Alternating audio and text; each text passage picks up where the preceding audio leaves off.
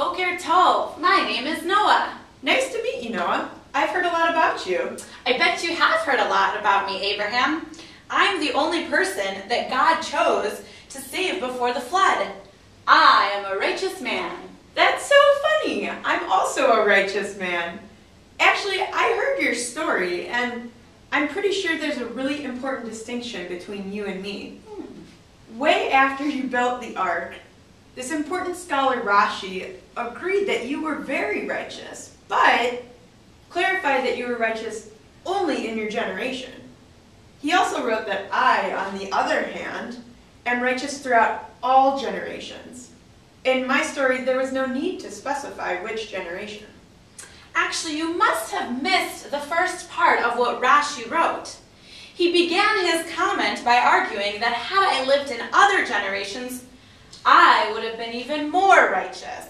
Well, let's take a look at a different source that talks about both of us, like Midrash Tanchuma. The rabbis taught that you appeared righteous in your generation, just kind of like if you imagine a whole heap of big copper coins. If you put even just one silver coin on the top of the heap of copper coins, you'd be nice and bright and shiny. And you, Noah, are the big silver coin on the big heap of copper coins. The people in your generation were very wicked, and in comparison to them, you shone like a bright, polished silver coin, making you righteous in your generation. You know, it's not just about my righteousness in my generation. I was also wholehearted. Long after I had achieved wholeheartedness, God commands you to be wholehearted. I achieved wholeheartedness before God even commanded it. I didn't need to be told to be wholehearted. You're forgetting, though, that people in my generation weren't nearly as wicked as the people in yours. The bar was set much higher for me than it was for you, and I am the one who was invited to walk before God, whereas you walked with God.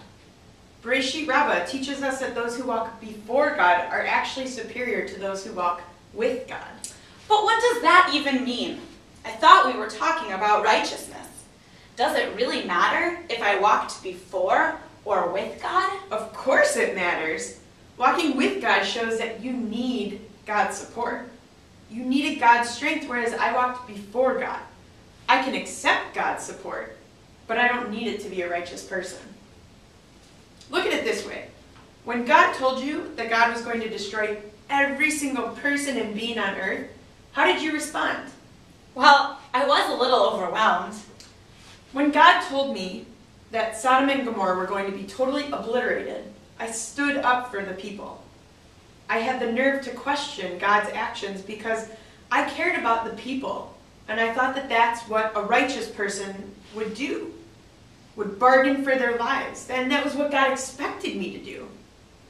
You know, I recently read this advanced copy of a book called the Zohar. You wouldn't believe the shipping costs. That Camel Express is just crazy. But anyway, it points out specifically that you didn't say anything when God threatened to annihilate humankind. Not even one word. But I said something. I think that counts for something.